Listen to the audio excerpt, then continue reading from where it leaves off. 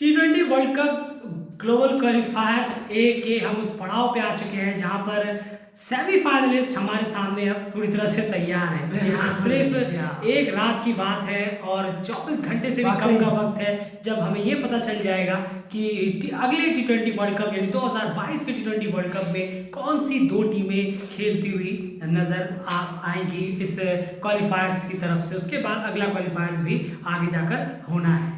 तो सेमीफाइनलिस्ट जो है वो क्लियर है, आयरलैंड, ओमान, यूएई और नेपाल, जो कि पहले से ही एक्सपेक्टेड थे। वही चारों टीम्स सेमीफाइनल में पहुंची हैं और आपस में भिड़ने के लिए तैयार है। मैच जो है वो है आयरलैंड वर्सेस ओमान, एक सेमीफाइनल, और दूसरा सेमीफाइनल है यूएई वर्सेस नेपाल। बहुत ही ज्यादा दिलचस्प और हाई ऑक्टेन मैचेस आपको कल देखने को मिलेंगे। टाइम है 3:30 बजे। जी हाँ, इंडियन स्टैंडर्ड टाइम के हिसाब से मैं बात कर रहा हूँ। 3:30 बजे ये मैचेस होने हैं। और लोकल टाइम की अगर मैं बात करूँ तो 10 बजे वाला शुरू होता है, सबसे 2 बजे। जी हाँ, 2 बजे लोकल टाइम के हिसाब से ये मैचेस आपको देखने को मिलेंगे। जगह जगह अलग अलग प्लेटफॉर्म्स पे आपको देखने को मिलेंगे। अब यहाँ पर ये है कि इन चारों टीम्स के लिए एक बहुत ही इंपॉर्टेंट मैसेज है जो दिमाग के साथ साथ दिल से दिए गए ना कि डेली क्रिकेट के, वो क्या है आगे जाके जरूर आपको बताएंगे। प्लीज वो सेक्शन जरूर सुनिएगा, बहुत इंपॉर्टेंट और एक इमोशनल भी है, लेकिन एक बहुत इंपॉर्टेंट मैसेज या फिर आप कह सकते हैं टिप जो है डेली क्रिकेट इन चारों टीम्स को देना चाहेगा। शुरुआत सबसे पहले कर लेते हैं आयरलैंड वर्सेस ओमान मैच से, होस्टिंग टीम है। चलिए शुरू से कर लेते हैं। आयरलैंड वर्सेस ओमान की प्रोबेबल 11 क्या हो सकती है। सीधे मुद्दे पे आते हैं, ज्यादा कुछ ना खींचते हुए चलिए जानते हैं कि प्रोबेबल 11 इतने बड़े मैच में क्या हो सकती है आयरलैंड और ओमान दोनों की। बिल्कुल, और आयरलैंड की बात करें प्रोबेबल 11 की, तो सबसे पहले खुद कप्तान एंड्रू बेलबरीन, उसके बाद पॉल स्टर्लिंग, गैरी डिलैनी, साथ ही साथ Harry Tector, Lorcan Tucker, George Dockrell, Mark Adair, Craig Young, Simi Singh, Andrew McBrine, तो जी हाँ यही सब है। और एंडी मैकबरीन का मैंने नाम लिया, जोशुआ लिटिल लास्ट है, और यही पूरी प्लेइंग 11 होनी पॉसिबल 11 है डेली क्रिकेट की तरफ से। बिल्कुल, और आयरलैंड की ये प्लेइंग 11 कहीं ना कहीं खेलते हुए कल नजर बिल्कुल आ सकती है और उम्मीद है कि आयरलैंड इसी पे स्टिक रहेगा तो ज्यादा बेहतर होगा। वहीं दूसरी तरफ चलते हैं, ओमान टीम की प्रोबेबल 11 क्या हो सकती है। कई सारी चीजें यहाँ पर देखने वाली बात है और देखते हैं कि फाइनल प्लेइंग 11 क्या रखी है डेली क्रिकेट। बिल्कुल, और ओमान की बात करें तो जिशान मकसूद ऑब्वियसली, और उसके बाद यहाँ कश्यप प्रजापति, जतिंदर सिंह, खुर्रम नवाज, साथ ही साथ आमिर कलीम, खबर अली, संदीप गौड़, नसीम खुशी, फयाज भट्ट, कलीम उल्ला एंड बिलाल खान। तो ये प्लेइंग 11 बिल्कुल पॉसिबल है और डेली क्रिकेट की तरफ से कि कल उतरेगी। बिल्कुल, तो ये कहीं ना कहीं प्लेइंग 11 उतर सकती है ओमान की कल इतने बड़े इंपॉर्टेंट मैच में आयरलैंड के खिलाफ। अब सबसे बड़ी बात यहाँ पर ये आ जाती है कि आखिर इन दो टीम्स में क्या एक चीज है जो इन दोनों को एक दूसरे से बहुत ज्यादा अलग करती है। मैं चाहूंगा यार आप ये बताएं, आयरलैंड की सबसे स्ट्रेंथफुल चीज इस वक्त उनकी टीम में क्या नजर आ रही है। एक चीज बिल्कुल देखिए, उनकी बॉलिंग कहीं ना कहीं बहुत अच्छी हो रही है इस वर्ल्ड कप क्वालिफायर में। अगर देखा जाए जिस तरीके से बैटिंग जो यूनिट है वो फेलियर कहीं ना कहीं है इस पूरे क्वालिफायर में, पर बॉलिंग कहीं ना कहीं उनकी अच्छी नजर आ रही है। स्पिनर्स, खासकर स्पिनर्स जो उनसे उम्मीद नहीं थी बिल्कुल भी आयरलैंड से, सिमी सिंह, मैकबरीन, दोनों ने बहुत अच्छी जिम्मेदारी निभाई। बिल्कुल जिम्मेदारी निभाई है। बॉलिंग डिपार्टमेंट कहीं ना कहीं आयरलैंड का बेहतर है ओमान के मुकाबले। यहाँ पर स्ट्रिक्टली ओमान के मुकाबले आप बात कर रहे हैं, ये याद रखिएगा, ओमान के मुकाबले बेहतर बॉलिंग अटैक नजर आ रहा है आयरलैंड का। वहीं दूसरी तरफ मैं अगर जानना चाहूँ, ओमान की क्या स्ट्रेंथ नजर आ रही है आपको जिसका वो यूज कर सकता है आयरलैंड के खिलाफ। देखिए, ओमान की इस वक्त अगर देखी जाए तो स्ट्रेंथ किसी एक डिपार्टमेंट में है नहीं। अगर आप देखें टुकड़ों में परफॉर्मेंस बिल्कुल सही, तो अगर वो कभी बैटिंग में चल जाए, अगर कल दिन हुआ तो बॉलिंग में भी चल सकते हैं। अभी हमने देखा फिलीपींस के खिलाफ किस तरीके से बॉलिंग यूनिट ने काम किया और सब कुछ तबाह करके रख दिया। तो इसी तरीके से देखना होगा कि डेज पे परफॉर्म कैसा रहता है। अगर वैसे देखा जाए तो ऑब्वियसली बॉलिंग का परफॉर्म ठीक हुआ था, लेकिन अनदर डे है, नया डे है और अलग टीम है। बिल्कुल सही, और टीम अलग है, बहुत बड़ी टीम है आयरलैंड। उनके खिलाफ कैसा परफॉर्म होगा, ये ओमान ऐसी टीम है जिसका कोई स्ट्रेंथ एक डिपार्टमेंट में नहीं है। बिल्कुल। फिलहाल आज की तारीख में आयरलैंड के ओपोनेंट देखते हुए कोई एक चीज पे स्ट्रेंथ उनकी नहीं है, उनको ओवरऑल कलेक्टिव परफॉर्मेंस की वजह से ही वो सेमीफाइनल में पहुंचे हैं और वही उम्मीद है कि वो इस बार भी वही परफॉर्मेंस निकालेंगे अपनी पूरी टोटल टीम से और इस सेमीफाइनल को क्रैक करके पहुंच जाएंगे T20 वर्ल्ड कप में। अब अगर सबसे इंपॉर्टेंट बात करूं 5 दोनों टीमों के की प्लेयर्स के बारे में, तो वो कौन से हो सकते हैं, क्योंकि बहुत इंपॉर्टेंट है कि वो 5 प्लेयर एक साथ इस सेमीफाइनल में क्लिक करें दोनों टीमों के लिए। बिल्कुल, आयरलैंड की बात करें तो ऑब्वियसली पॉल स्टर्लिंग है, एंड्रू बेलबरी, क्रेग यंग, एंडी मैकबरी और साथ ही साथ गैरेट डिलैनी। जी हाँ, ये 5 प्लेयर हैं जिनको चलना होगा कल इतने बड़े इंपॉर्टेंट मैच में कहीं ना कहीं। और उम्मीद है कि अगर आयरलैंड जीतता है तो आपके सामने खुद होगा कि इन्होंने ही परफॉर्म किया तब आयरलैंड जाके जीता। बिल्कुल। वहीं अगर दूसरी तरफ ओमान की बात करें तो उनके 5 की प्लेयर्स, मैं जानता हूँ अभी की जो परफॉर्मेंस हुई है उनकी, इतना आसान नहीं होगा 5 की प्लेयर्स उनके निकालना, क्योंकि उनके की प्लेयर्स भी कहीं ना कहीं थोड़े बीच में धोखा दे रहे हैं, लेकिन फिर भी वो 5 की प्लेयर्स जिन पे बहुत ज़्यादा डिपेंडेबल है ओमान कल के सेमीफाइनल के लिए। बिल्कुल। और जिशान मकसूद सबसे पहले खुद नाम है, बॉलिंग से बैटिंग से वन डाउन अगर वो आते हैं कल, क्योंकि उम्मीद है, पूरी उम्मीद है दिल्ली क्रिकेट को कि वो ज़रूर आएंगे वन डाउन। और साथ ही साथ कलीमुल्लाह, पूरे क्वालिफायर में बहुत अच्छी बॉलिंग उनसे हुई है, बहुत अच्छे पॉजिटिव पॉइंट है वो ओमान के लिए। जतिंदर सिंह चले नहीं है, फ्लॉप जा रहे हैं, नाम लेना होगा, बड़े प्लेयर हैं, बड़े मैच, क्या पता इसी मैच में चल जाए, बड़े प्लेयर हैं, उम्मीद कर सकते हैं। बिल्कुल सही। और साथ ही साथ फयाज भट्ट और यहाँ पर कश्यप प्रजापति जिन्होंने 150 भी मारी थी, बहुत अच्छा कर रहे हैं। देखना होगा कि इंपॉर्टेंट डे में कितना अच्छा कर पाते हैं। बिल्कुल, ये 5 की प्लेयर्स कहीं ना कहीं साबित हो सकते हैं अगर ओमान कल का ये मैच जीतता है। अब एक बहुत इंपॉर्टेंट चीज आ जाती है, एंड अब पिचेस बहुत ज्यादा यूज टू हो चुकी है, क्वाड्रेंगुलर सीरीज हुई है, उसके बाद मैचेस हुए हैं, वार्म अप वगैरह सब कुछ, जो भी कुछ हुआ है इस पिच पे।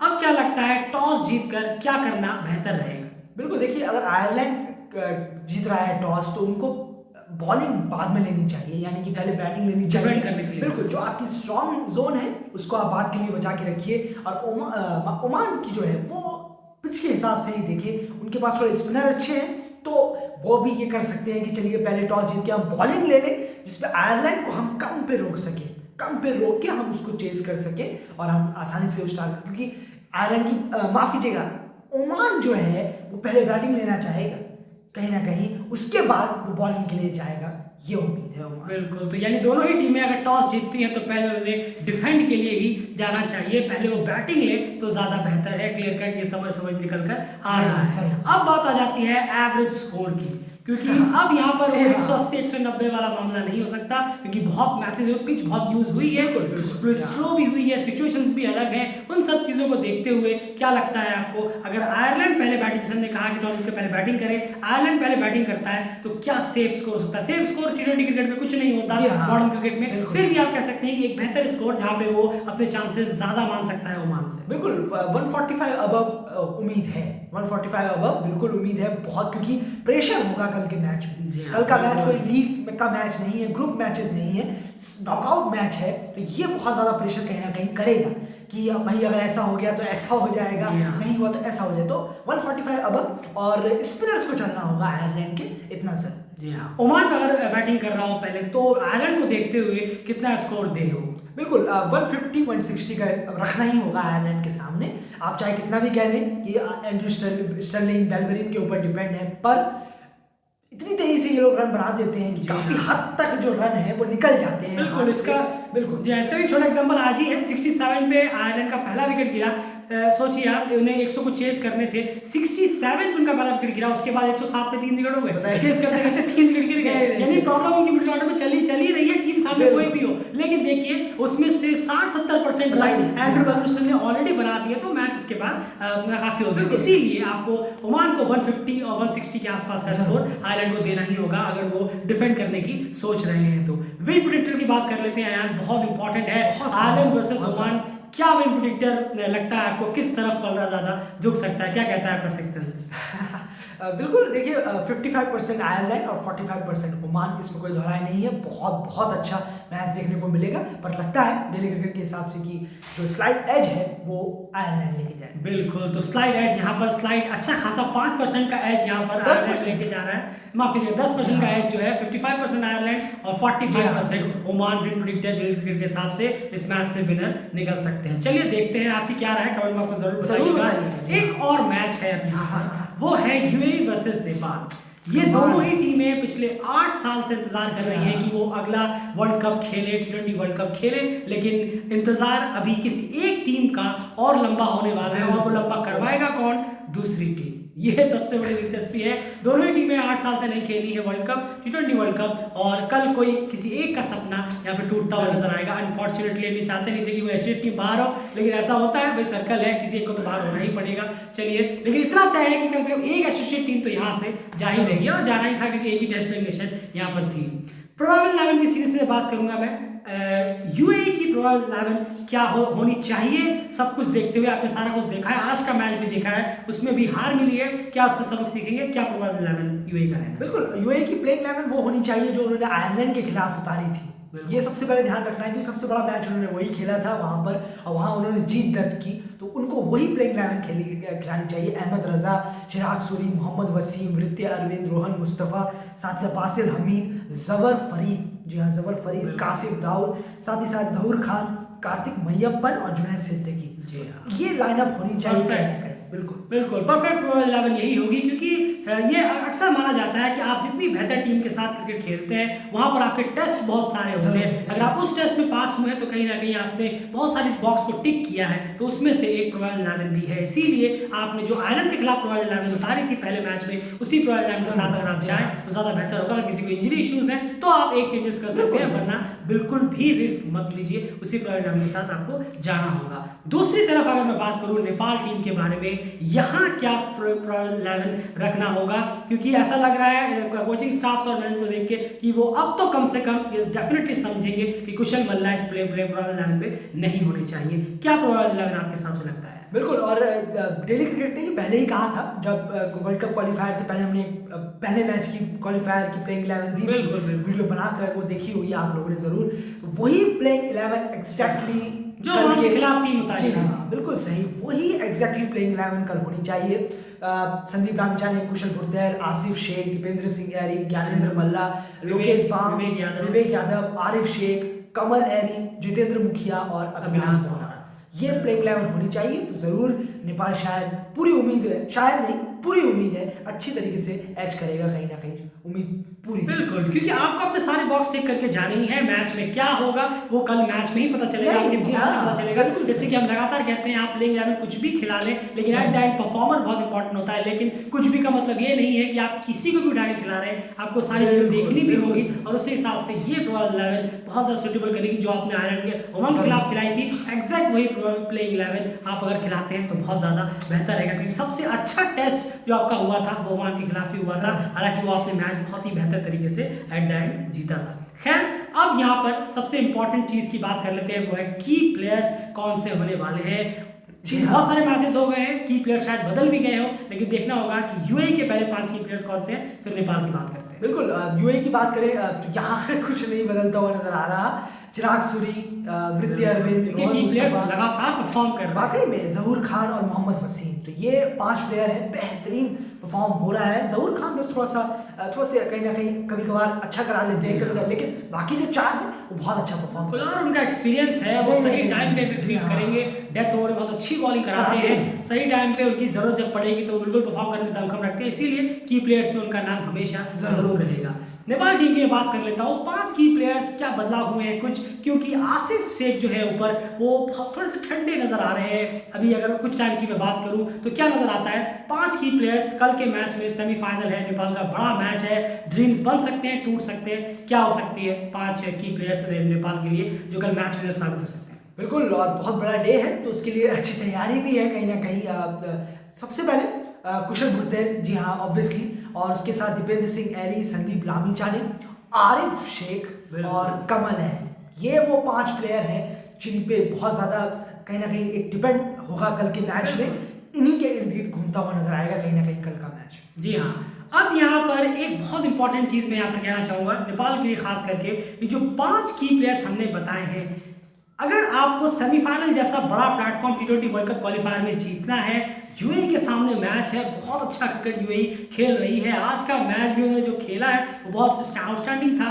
ऐसे सेमीफाइनल अगर आपको जीतने हैं तो आपको छठा की प्लेयर भी ढूंढना होगा, और यही वो मैच है कि छठा की प्लेयर आप ढूंढे, और वो छठा की प्लेयर कोई और नहीं, एक और मल्ला, मैं उनकी बात कर रहा हूँ, सीनियर प्लेयर ज्ञानेंद्र मल्ला। ज्ञानेंद्र मल्ला को इस मैच में वो छठे प्लेयर की भूमिका निभानी होगी और सही टाइम पे आके अपनी टीम को कुछ रन्स देने होंगे, कुछ रिस्पॉन्सिबिलिटी निभानी होगी कि नहीं मैं बड़े गेम का प्लेयर हूँ और मैं इस मैच में जरूर से जरूर चलूंगा।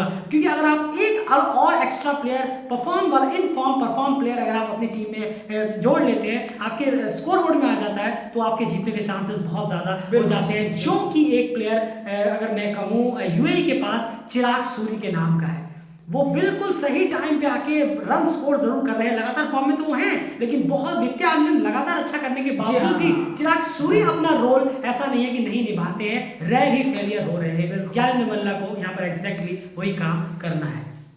टॉस जीतकर क्या पहले करना बेहतर है?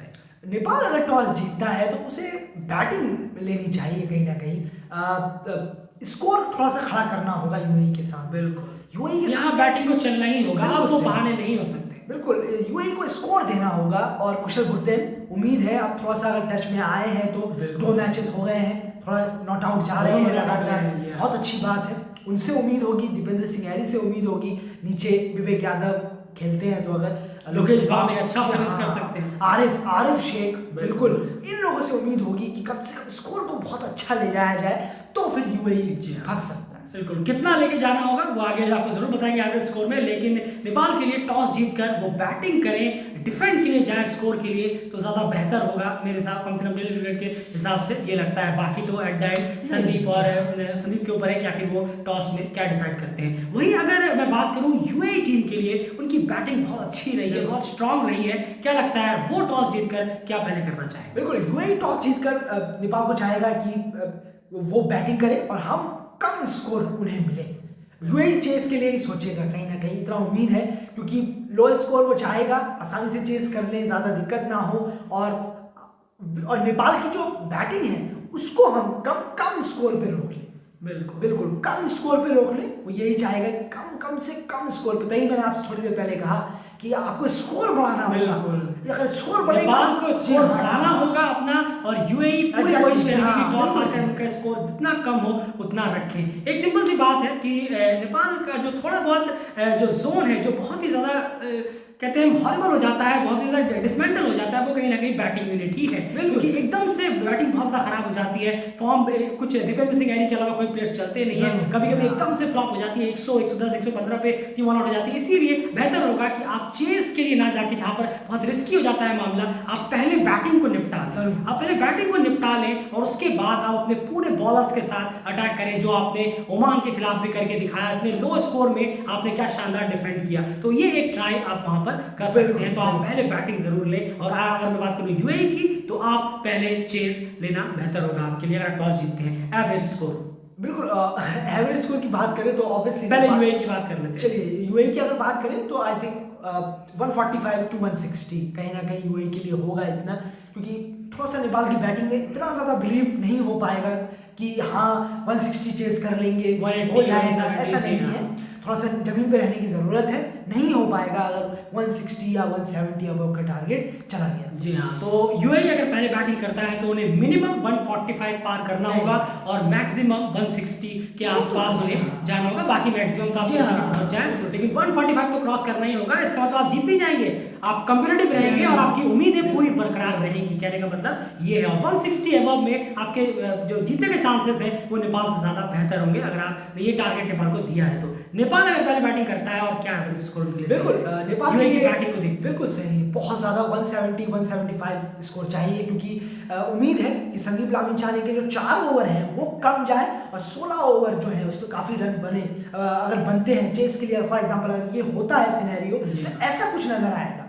4 ओवर संदीप के थोड़े से टाइट जाने वाले हैं और जो 16 ओवर है उसमें बहुत ज्यादा कहीं ना कहीं एक्सपेंसिव ओवर उसमें से निकलेंगे। तो उम्मीद है अगर 175 170 ऐसा कुछ टारगेट उससे निकला तो फिर यूएई के लिए बहुत ज़्यादा होता चला जाएगा, मुश्किल काम बनता चला जाएगा। 170-175 स्कोर को चेस कर पाना इतना आसान नहीं है, इतना आसान भी नहीं है। जितने ही फॉर्म में क्यों ना उतना ईजी नहीं होगा इस तरह की पिच पे। पिच की कंडीशंस को भी आपको देखना होगा, लेकिन यूएई ने करके भी दिखाया है इसी पिचों पे। बहरीन ने भी रोक दिया, बहरीन ने भी कहीं ना कहीं रोक दिया उन्हें। देखिए आप 172 वो चेज नहीं कर पाए, तो ये क्लियर एक मैसेज है कि आपको 170 का मार्क जो है वो टच करना होगा नेपाल को। कैसे भी करिए आपको बैटिंग को अपने लाना ही होगा फॉर्म में, और 170 का मार्क आप टच करिए अगर आप पहले बैटिंग करते हैं तो ये बहुत ही ज्यादा क्रूशियल हो जाएगा कहीं ना कहीं नेपाल के लिए।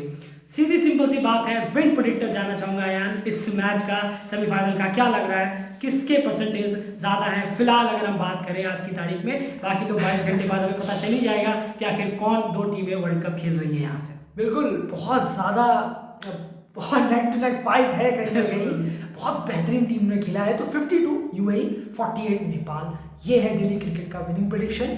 उम्मीद करते हैं कि कोई टीम इतना आगे ले जाए, कोई टीम इतना पीछे ले जाए, वो तो कल ही पता चलेगा। बिल्कुल, और कल ही पता चलेगा। देखना होगा कि क्या आखिर निकल कर आता है। अगर नेपाल की बैटिंग थोड़ी सी और बेहतर हो पाती, खास करके ओमान के खिलाफ जो डिसअपॉइंटमेंट देखी है ना, एक एग्जांपल देखा है अभी बैटिंग में, आयरलैंड के खिलाफ भी एग्जांपल देखा आपने क्वार्टर सीरीज में, उसी की वजह से सिर्फ 2% ये जो है वो यूएई को ज्यादा है। और उनकी जो फॉर्म है बैटिंग की वो देखते हुए भी 2% ज्यादा है जो उन्होंने परफॉर्मेंस की है अभी। इसीलिए ये 2% का जो आप मार्क देख रहे हैं 4% का, वो सिर्फ इसी वजह से कहीं ना कहीं है। लेकिन उम्मीद है बहुत ही नेक टू नेक है। 52-48% विन प्रेडिक्टर हमें लगता है कि यूएई का एज है फिलहाल। बाकी मैच में क्या कुछ होगा उसकी पोस्ट मैच एनालिसिस लेकर आपके सामने होंगे। पोस्ट मैच एनालिसिस क्या सिर्फ न्यूज ही लेकर आपके सामने हाजिर होंगे कि T20 वर्ल्ड कप 2022 में क्वालिफायर ए में से कौन सी दो टीमें खेलने वाली है। बहुत इंटरेस्टिंग मैच है, जबरदस्त। कल 3:30 बजे इंडियन स्टैंडर्ड टाइम के हिसाब से लग जाइएगा टीवी के सामने, मोबाइल के सामने, जहां भी आप देखना चाहें, और पूरी तरह से अपनी टीम्स को सपोर्ट जरूर करिए। जैसे कि मैंने कहा था लास्ट में, जल्दी से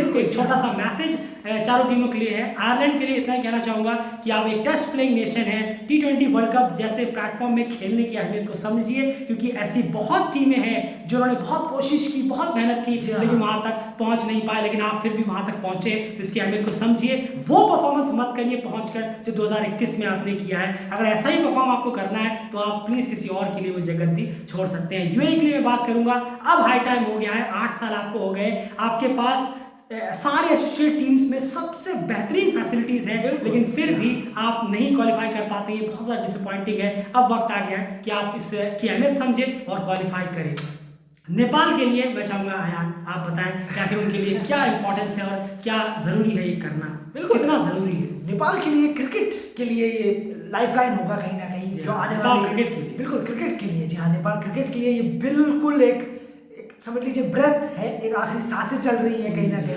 और वो बहुत उम्मीदें, बहुत सारे सपने घरों में टूट जाएंगे अगर नेपाल नहीं पहुंच पाया। ऐसा बिल्कुल नहीं होना चाहिए। नेपाल अपनी तरफ से 100% दे, पूरी जान लगाए, पूरी आखिरी बॉल तक कोशिश करे, और जो 8 साल का सूखा है और कईयों के सपने हैं, छोटे छोटे बच्चों से लेकर बड़े बड़े तक के, उसे पूरा करे। क्योंकि आप नहीं खेल रहे हैं, आपके साथ जितने भी फैंस हैं, आप सबके वो सब आपके साथ खेल रहे हैं। तो प्लीज कोशिश करिएगा कि अच्छा खेलें और इस बार क्रॉस ही कर जाए, छक्का मार दें। बिल्कुल। अब ये लास्ट में जाकर रन आउट होगा, लटकना इसे छोड़िए, सीधा आपको जीतना होगा, आपको पहुंचना होगा अपने फैंस के लिए, अपनी कंट्री के लिए, अपनी कंट्री की क्रिकेट को और ज्यादा ऊंचाइयों पर लेके जाने के लिए, जो कि बहुत ज्यादा जरूरी है। जैसे कि कमेंट में ही मुझसे पूछा था किसी ने कि भाई आप ओमान और नेपाल में से क्यों चाहते हैं कि नेपाल T20 वर्ल्ड कप क्वालिफायर्स में T20 वर्ल्ड कप में जाए। तो मैंने उन्हें कमेंट में कहा था, 2-3 दिन पहले की बात है, मैंने कमेंट में कहा था सिर्फ इसीलिए हम चाहते हैं कि नेपाल T20 वर्ल्ड कप में जाए क्योंकि नेपाल क्रिकेट को वर्ल्ड कप की ओमान से ज्यादा जरूरत है। ये बहुत डीप मैसेज है, अगर आप इसको समझ पाए तो आप ये समझ सकते हैं कि नेपाल क्रिकेट को ओमान से ज्यादा जरूरत इस वर्ल्ड कप की है। ओमान अगर इस वर्ल्ड कप में नहीं पहुंचता है, ऐसा नहीं है क्योंकि सब पहुंचना चाहते हैं, ओमान भी पहुंचना चाहता है, हम ये भी चाहेंगे कि वो भी एक एशियन टीम है, वो भी पहुंचना चाहेंगे, सब कुछ होगा, लेकिन वो लगातार 2 बार पहुंचे भी हैं और यहाँ पर लगातार पहुंचे, तीसरी बार भी बहुत हाई चांसेस है कि वो पहुंचे। लेकिन वही है कि आप पहुंचकर आपने कितने दिल जीते, वहां पर कहीं ना कहीं ओमान अच्छा खाता हुआ नजर आ रहा है, लेकिन नेपाल की अगर मैं बात करूं तो देखना होगा कि वो किस तरह से परफॉर्म करते हैं। इसीलिए मैंने कहा कि नेपाल क्रिकेट को ओमान से ज़्यादा ज़रूरत होगी, लेकिन अब तो ओमान के साथ मुकाबला ही नहीं है भाई, अब तो यूएई के साथ है। तो आप खैर सबकी मैं बात कर रहा हूँ, चारों टीमें अच्छा खेलें और जीतें। फिलहाल इस वीडियो में इतना है, ज़्यादा से ज़्यादा वीडियो को लाइक करिए, आप सबसे रिक्वेस्ट है इस वीडियो को ज़्यादा से ज़्यादा शेयर करिए, ताकि इस मैच से पहले जितने भी लोग इस वीडियो को सुन सके वो ज़्यादा बेहतर होगा, उन्हें भी समझ में आएगी क्या कुछ इस मैच में इक्वेशंस रह सकते हैं। चैनल को सब्सक्राइब जरूर कर लीजिए, क्योंकि ये न्यूज़ भी लेकर हम आएंगे।